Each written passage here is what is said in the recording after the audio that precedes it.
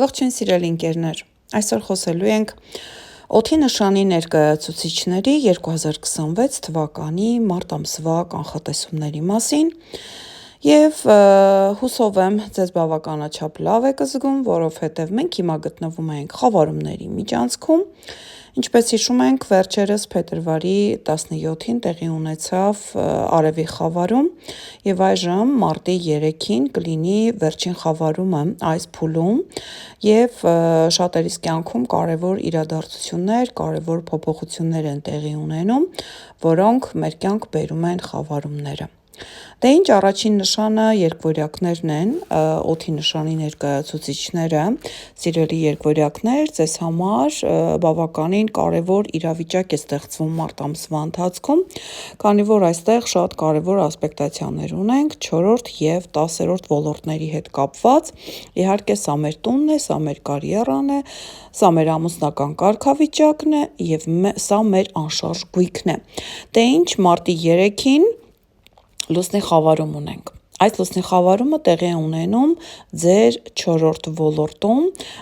նշեմ, որ 4-րդ և 10-րդ ոլորտներում երկվորյակների մոտ խավարումներ են դիտվել դեռևս 2025 թվականին, այսինքն եթե դուք ունեք այդպիսի փոփոխություններ կապված աշխատանքի հետ, կապված ապրելու վայրի հետ, կապված ձեր կարիերայի պաշտոնի հետ, կապված ամուսնական կարգավիճակի հետ, ապա դեռևս այդ թեման շարունակվում է ձեր կյանքում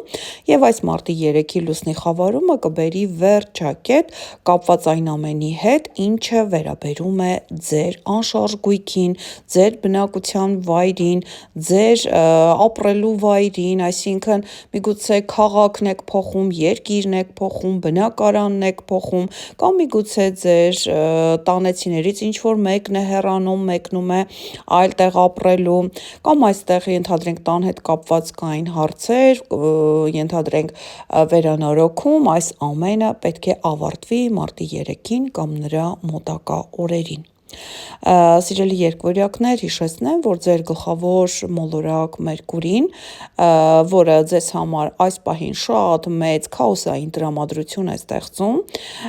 մինչև մարտի 20-ը գտնվում է հետընթաց վիճակում, այն էլ ձեր 10-րդ ոլորտում, կարևորագույն 10-րդ ոլորտում։ Սիրելիներս, սա նշանակում է, որ այն հարցերը, որոնք վերաբերում են կարևոր որոշումներին, կապված աշխատանքի, գործունեության, կարիերայի, ինչու՞ չէ նաև առողջության հետ, այս հարցերը պետք է թողնենք այն ժամանակ լուծելու, երբ Մերկուրին կլինի առաջընթաց, որովհետև մենք հիմա հստակ չենք կարողանում դատել։ Մինչև մարտի 20-ը հիշեք, Մերկուրին հետընթաց է լինելու, այնպես որ մի զարմացեք, որ ձեզ մոտ բավականին շատ հարցերում չի ստացվելու առաջընթաց։ Մարտի 6-ին Վեներա մոլորակը տեղափոխվում է ձեր 11-րդ ոլորտ և այստեղ ձեր ուրեմն կոլեկտիվ, ձեր ընկերական շրջապատ, նոր մարդիկ են հայտնվում, իդեպ հաճելի մարդիկ են հայտնվում, ում հետ կցանկանաք դուք, ասենք, բավականին մտերմանալ։ Նաև այստեղ չի բացառվում, որ օնլայն հարթակում ինչ-որ մեկի հետ սկսեք շփվել և նա ձեզ բավականաչափ դուր գա։ Ամսի 7-ին և 8-ին հետաքրքիր միություն է տեղի ունենում, Վեներա մոլորակը մուտք գործելով 11-րդ ոլորտ միանում է ուրեմն Նեպտուն, այնուհետև Սատուրն մոլորակներին կրկին ձեր 11-րդ ոլորտում։ Սիրելի երկվորյակներ, նշեմ, որ բավականին վերջերս Նեպտունը հունվարի 26-ին մասնավորապես և Սատուրնը մասնավորապես փետրվարի 14-ին մուտք են գործել ձեր 11-րդ ոլորտ, ինչը նշանակում է, որ ձեզ համար օնլայն հարթակը բավականին կարևոր է դարձել այս պահին, այսինքն միգուցե դուք արդեն կենտրոնացել եք, որ կարելի է այս տարբերակով աշխատել, այս տարբերակով ուրեմն հեղինակություն ձեռք բերել, այս տարբերակով դառնալ հայտնի։ Եվ այստեղ ամսի 7-ին և 8-ին Վեներան միանալով Նեպտունին և Սատուրնին բերում է հնարավորություն գումար աշխատելու օնլայն հարթակից, իսկ եթե դուք մինչ այդ թեմայով չէիք մտածել, ապա այս միությունը ձեզ կստիպի մտածել այդ ուղղությամբ։ Ամսի 9-ին Մերկուրի մոլորակը ձեր 10-րդ ոլորտից եւ այս պահին դեռևս հետընթաց վիճակից շքեղ տրին ասպեկտ է կազմում Յուպիտերի հետ, որը ձեր երկրորդ ֆինանսական դաշտում է։ Սիրելի երկվորյակներ, այս շքեղ տրինը տալիս է ձեզ հնարավորություն նոր ֆինանսական ձեռքբերումների, քանի որ Մերկուրին հետընթաց է, հնարավոր է այստեղ հին աշխատավայրից ձեզ զանգեն կանչեն, հնարավոր է դուք ինչ-որ մեկին պարտքով գումար եք տվել, մոռացել եք արդեն դրա մասին կամ արդեն հույս չունեիք, որ կվերադարձնեն եւ ամսի 9-ին ձեր գումարը վերադարձնում են։ Ամսի 15-ին Մարսը մեր ակտիվությունը, որը նույնպես գտնվում է ձեր 10-րդ ոլորտում, միանում է Մերկուրի մոլորակի հետ կրկին ձեր 10-րդ ոլորտում։ Սիրելիներս, ամսի 15-ը հետաքրքիր օր է լինելու եւ ակտիվ, եւ դինամիկ, եւ շփումներով հարուստ, սակայն քանի որ Մերկուրին հետընթաց է, փորձեք ուրեմն ճիշտ արտահայտել ձեր մտքերը, որպեսզի մարդիկ ձեզ ճիշտ հասկանան, եւ փորձեք այսօրը ընդհանրապես, քանի որ Մարսը ակտիվություն եւ էներգիա է հաղորդում, իսկ հետընթաց Մերկուրին քաոս նշանակում է հնարավոր է մենք ասենք մի բան, մեզ չհասկանան եւ դրանից առաջանա ինչ-որ թյուրիմացություն։ Ամսի 18-ին ունենք լարվածություն մի փոքր Վեներա Յուպիտեր մոլորակների միջև, ամսի 18-ին խորհուրդ չեմ տա օնլայն հարթակից գնումներ կատարել եւ առհասարակ ֆինանսական ինչ-որ գործառույթով զբաղվել։ Ամսի 19-ին ունենք նորալուսին եւ այս նորալուսինը տեղի է ունենում կրկին ձեր 10-րդ ոլորտում եւ նշանակում է շատ երկվորյակների կյանքում ամսի 19-ից հետո հետաքրքիր իրավիճակներ, նոր մարդիկ, նոր հնարավորություններ են ստեղծվելու, կապված աշխատանքի հետ, կապված կարիերայի հետ, կապված ամուսնության հետ, կապված անձնական հարթակի հետ, սիրելիներս 10-րդ ոլորտը, սա այն ոլորտն է, որտեղ մենք ցանկանում ենք մեզ ցույց տալ հասարակության առաջ, այսինքն մեր լավ գծերով, մեր ուրեմն ունեցած հնարավորություններով Եվ ամսի 19-ի նորալուսինը կբերի ձեզ այդ հնարավորությունները, միգուցե լավ աշխատանք կառաջարկեն ձեզ, միգուցե պաշտոնի բարձրացում կլինի, միգուցե այստեղ ինչու՞ չէ նաև ամուսնության առաջարկ կլինի, կամ ինչու՞ չէ նաև շատ երկվորյակների կյանքում հնարավոր է նորություններ լինեն երեխայի տեսքով, այսինքն դուք իմանաք, որ դուք ծնող եք դառնալու։ Ամսի 20-ին նշեցի արդեն Մերկուրի մոլորակը սկսում է իր առաջընթացը եւ սիրելիներս ամսի 20-ից հետո արդեն կզգաք, թե որքան սթափ եք դուք մտածում, որքան ճիշտ եք դուք դատում եւ որքան ճիշտ եք ընկալում այն ամբողջ ինֆորմացիան, որ մինչ այդ չէիք հասկանում։ Այժմ Մերկուրին առաջընթաց է։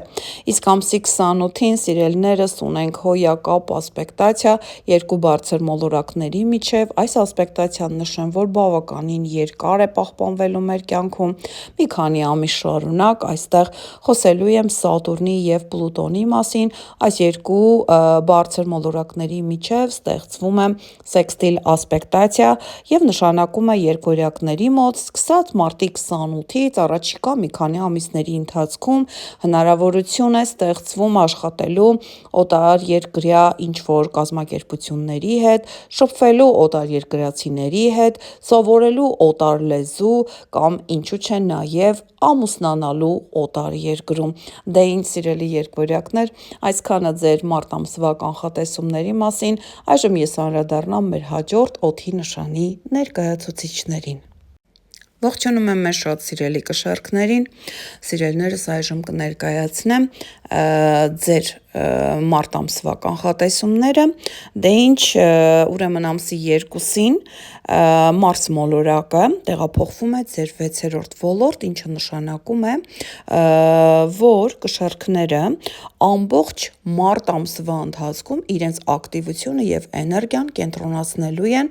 առաջին հերթին իրենց աշխատանքային գրաֆիկի պարտականությունների եւ մնացած հարցերի վրա աշխատանքի հետ կապված, ինչու՞ չէ նաեւ միգուցե նաեւ կսկսեն զբաղվել իրենց առողջությամբ, կսկսեն սպորտով զբաղվել, կսկսեն առողջ ապրելակերպ վարել, դիետաներ պահել, նիհարել եւ նմանատիպ բաներով ամբողջ ամիս դուք ունենալու եք բավականաչափ էներգիա, որպեսզի ուրեմն կենտրոնանաք այդպիսի թեմաների վրա։ Ամսի 3-ին ունենք լուսնի խավարում, այս լուսնի խավարումը տեղի ունենում ձեր 12-րդ ոլորտում, սիրելի կշառքներ, եւ այն 2025 թվականի խավարումների շարքն է շարունակում, քանի որ 2026 թվականի խավարումները հիբրիդային տեսքով են, այսինքն նույն առանցքի վրա չեն տեղի ունենում։ Դեռևս վերջերս փետրվարի 17-ին տեղի ունեցավ արևի խավարում ձեր 5-րդ ոլորտում եւ մարտի 3-ին խավարումների միջանցքը փակում է լուսնի խավարումը ձեր 12-րդ ոլորտում։ Սա նշանակում է, որ ինչ որ մի հարց կապված ինչ որ գաղտնի գործունեության, ինչ որ գաղտնի աշխատանքի, ինչ որ ուրեմն թեկուզ եւ հիվանդության կամ բուժման ընթացքի հետ այս ամենը պետք է ավարտվեն։ Եթե դուք օրինակ հանգստանում էիք մինչ այդ, ապա այժմ արդեն մարտի 3-ից հետո սկսելու եք աշխատել, կամ ասենք դուք բուժվում էիք, այժմ արդեն մարտի 3-ից հետո դուք առողջանում եք եւ սկսում եք ամբողջական լիարժեք կյանքով ապրել։ Նաեւ 12-րդ ոլորտը փակ սիրային կապերն են, հնարավոր է, եթե այդպիսի մարդ կար ձեր կյանքում, ապա մարտի 3-ի լուսնի խավարումը վերջակետ դնի այդ մարդու հետ փոխհարաբերություններին։ Նաեւ զգուշացեք, եթե դուք ունեք գաղտնիքներ, ապա այս լուսնի խավարումը կարող է բացահայտել ձեր գաղտնիքներից ինչ որ մեկը։ Ամսի 4-ին ձեր գլխավոր մոլորակ Վեներան, որը դեռևս ձեր 6-րդ ոլորտում է, այստեղ շատ գեղեցիկ սեքստիլի մեջ է Ուրան մոլորակի հետ, որը ձեր 8-րդ ոլորտում է, շատ քիչ է մնացել, սիրելի կշառքներ, որպեսզի Ուրանը արդեն ապրիլի վերջ մուտք գործի ձեր 9-րդ ոլորտ եւ այլևս չվերադառնա ձեր ֆինանսական դաշտ, սակայն ամսի 4-ի այս երկուսի Վեներայի Ուրանի ասպեկտացիան բերում է ձեզ հնարավորություն եւ գումար աշխատելու եւ բանկային ինչ որ մի հարց լուծելու եւ աշխատանքի անցնելու, այստեղ համենայն դեպս բավական հետաքրքիր անակնկալ, դրական անակնկալ իրավիճակ է ստեղծվում ամսի 4-ին եւ ամսի 6-ին արդեն Վեներան տեղափոխվում է ձեր 7-րդ ոլորտ։ Սիրելի կշառքներ, Վեներան 7-րդ ոլորտում այնքան էլ լավ չի զգում իրեն։ Սա խոյի նշանն է եւ Վեներան այստեղ անկման մեջ է, այսինքն Վեներայի տրամադրությունը լավ չէ եւ նշանակում է, որ այստեղ մի փոքր ավելի խանդոտ, մի փոքր ավելի բռնկվող, մի փոքր ավելի նյարդային ենք դառնալու մարտի 6-ից հետո։ Սակայն Վեներան 7-րդ ոլորտում ունի բավականաչափ ասպեկտացիաներ, որպեսզի ձեր կյանքը մնացած օրերին արդեն հետաքրքիր դարձնի։ Օրինակ ամսի 7-ին եւ 8-ին Վեներա մոլորակը միանում է Նեպտուն եւ Սատուրն մոլորակների հետ, կրկին ձեր 7-րդ ոլորտում, եւ սա նշանակում է, որ ամսի 7-ին եւ 8-ին կարող է լինել այնպիսի հնարավորություն, որ դուք օրինակ ծանոթանաք այնպիսի մարդու հետ, որը հետագայում ձեզ համար, ձեր կյանքի համար կարևոր դեր կարող է խաղալ, ոչ միայն անձնական հարթակի համար, այլ նաեւ գործնական, հնարավոր է նա դառնա ձեր հաճախորդը, հնարավոր է նա դառնա ձեր գործընկերը կամ ձեր հովանավորը։ Ամսի 10-ին ունենք կրկին շատ լավ ասպեկտացիա Վեներայի կողմից, Վեներա Պլուտոն մոլորակների միջև սեքստիլ է ստեղծվում։ Պլուտոնը, սիրելի կշառքներ, ձեր 5-րդ ոլորտում է, դանդաղ մոլորակ է, շատ երկար դեռևս այստեղ է լինելու եւ Վեներայի Պլուտոնի այս սեքստիլը տալիս է հնարավորություն ծանոթանալու, հնարավորություն լավ կապեր ստեղծելու, հնարավորություն սիրահարվելու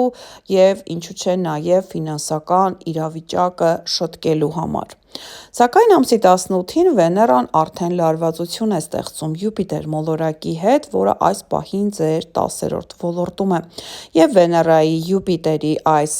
լարված քառանկյունը կարող է բերել խնդիրներ կապված կամ ձեր կողակցի հետ, կամ ձեր աշխատավայրում, ձեր գործընկերների կամ ձեր ղեկավարության հետ։ Այնպես որ ամսի 18-ին փորձեք զսպել ձեզ, քանի որ Մերկուրին էլ հետընթաց է, մենք այնքան էլ հստակ չենք կառավարում մեր միտքը եւ հնարավոր է ինչ որ մի սխալ բան խոսենք, որի արդյունքում կունենանք կոնֆլիկտ, այնպես որ սիրելիներս ամսի 18-ին ուշադիր եղեք ձեր խոսքի նկատմամբ, ձեր սիրելիներին մի նեղացրեք։ Ամսի 19-ին ունենք նորալուսին։ Այս նորալուսինը տեղի է ունենում ձեր 6-րդ ոլորտում եւ այն կշառքները, ովքեր աշխատանք են փնտրում, հնարավոր է ամսի 19-ից հետո ունենան շատ լավ աշխատանքի հնարավորություն։ Հնարավոր է դուք աշխատում եք, այժմ սկսեք աշխատել ուրիշ գրաֆիկով, ուրիշ աշխատանքային պարտականություններ ունենաք, ուրիշ հաստիքով աշխատեք, կամ միգուցե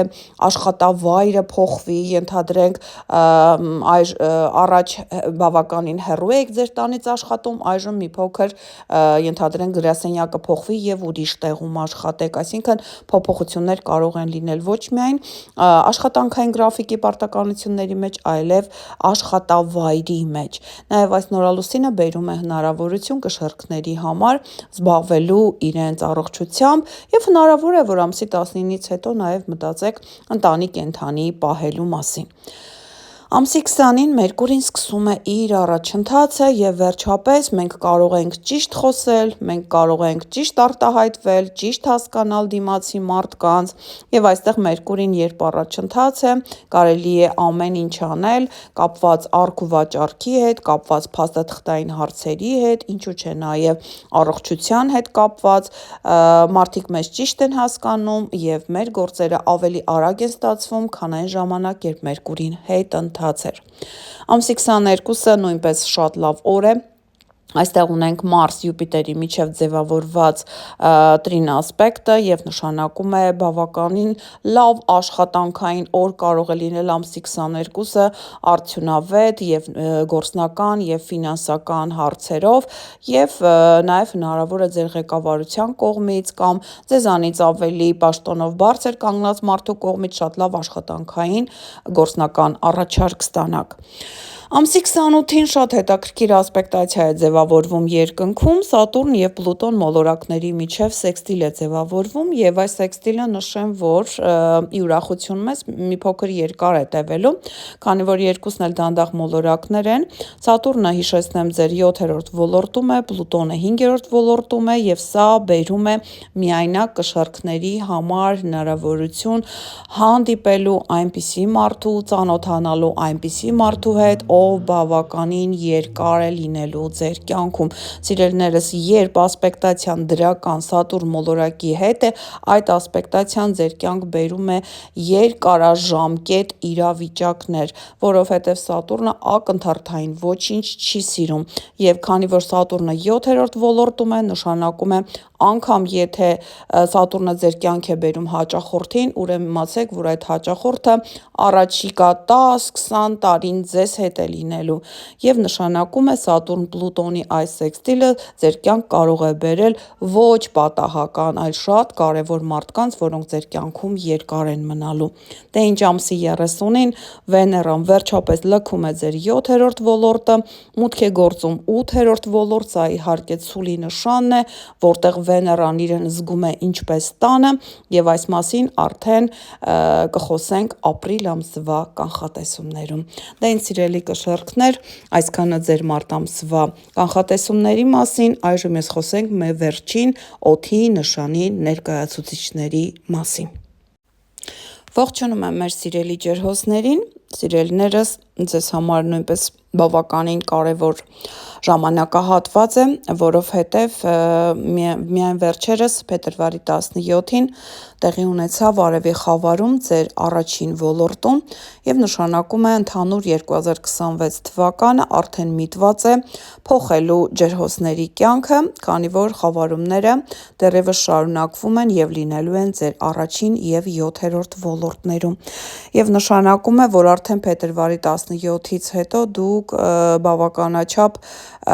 ուրեմն զգացել եք այդ խավարման ազդեցությունը, միգուցե ինչ-որ մի բան փոխվել է ձեր կյանքում, միգուցե դա կապված կարող է լինել նաև ձեր հայացքների, ձեր արժեհամակարգի,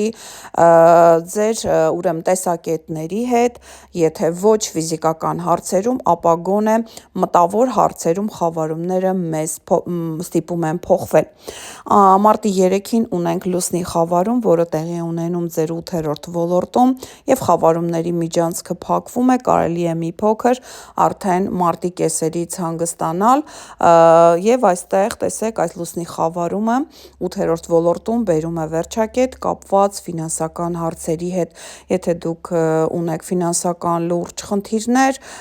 բանկային հարցեր, ապա մարտի 3-ի լուսնի խավարումը բերելու է հստակեցում, բերելու է ավարտ այդ ամենին, հնարավոր է ասենք ինչ-որ մեկին համարում եք պարտք, ապա մարտի 3-ին կամ նրա մոտակա օրերին վերադարձնում եք այդ պարտքը եւ արդեն կարողանում եք հանգիստ շնչել,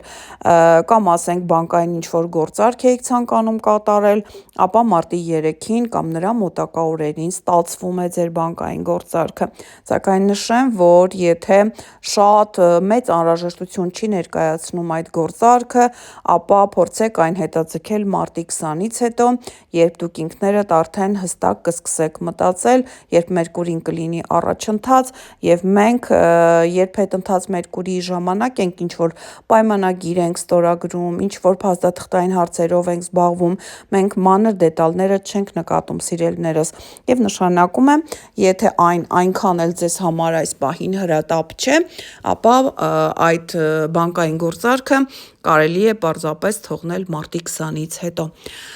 Ամսի 4-ին սիրելի ջրհոսներ, Վեներան, որը գտնվում է երկրորդ ֆինանսական դաշտում, սեքսիլ է կատարում Ուրանի ձեր գլխավոր մոլորակի հետ, որը դեռևս ձեր 4-րդ ոլորտում է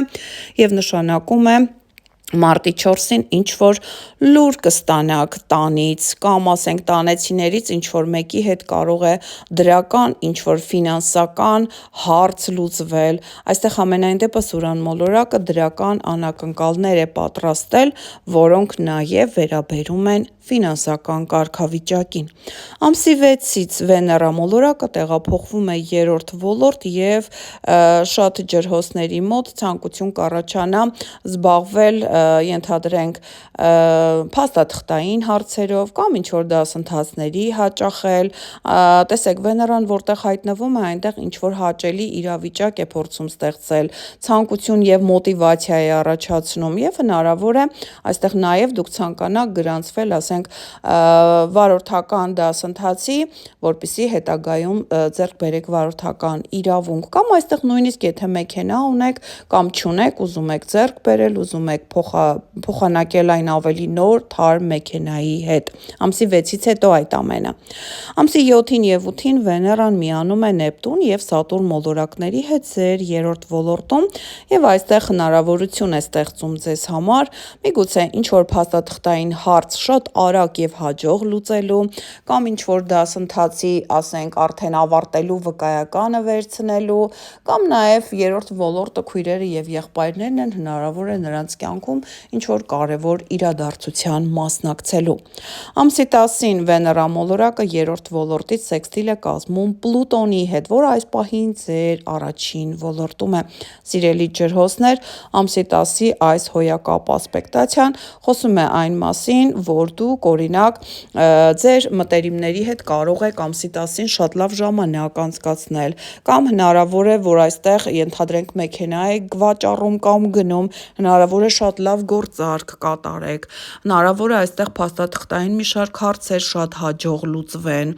Ամսի 15-ին Մարս մոլորակը, որը նույնպես ձեր երկրորդ ֆինանսական դաշտում է, միանում է Մերկուրի մոլորակի հետ, դե Մերկուրին քանի որ հետընթաց է, մենք այնքան էլ սթափ չենք այս պահին, իսկ Մարսը արագություն է սիրում, ամսի 15-ը մի փոքր շփոթվելու, արագության տակ ինչ-որ մի բան սխալ անելու օր է, եւ սիրելի ջրհոսներ, քանի որ այս ամենը տեղի է ունենում երկրորդ ֆինանսական դաշտում, ուրեմն ուշադիր եղեք, որպեսզի ձեր այդ գործողությունների արդյունքում ֆինանսներ չկորցնեք։ Ամսի 19-ին նորալուսին ունենք երկրորդ ֆինանսական դաշտում, տեսնում եք ձեզ համար ամբողջ ամիսը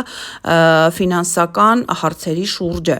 եւ այս նորալուսինը բերում է նորություններ կապված ֆինանսների հետ, միգուցե նոր աշխատանք, միգուցե նոր աշխատավարձ, միգուցե աշխատավարձի բարձրացում, կամ միգուցե այստեղ նաև պարտք են ձեզ վերադարձնում, համենայն դեպս նոր ֆինանսական եկամուտներ են հոսելու դեպի ձեզ մարտի 19-ից հետո։ Ամսի 20-ից արդեն Մերկուրին առաջ է շարժվում եւ նշանակում է վերջ, այլևս արգելքներ չկան, այլևս այստեղ սահմանափակումներ չկան, կարող եք կատարել ցանկացած գործարք, այստեղ արդեն ամսի 20-ից հետո մենք հստակ տեսնում եւ հասկանում ենք ամեն գործողության խնդիրներն ու թերությունները։ Ամսի 22-ին Մարս մոլորակը երկրորդ ֆինանսական դաշտից տրին է կատարում Յուպիտեր մոլորակի նկատմամբ, ամսի 22-ը հոյակապ օր է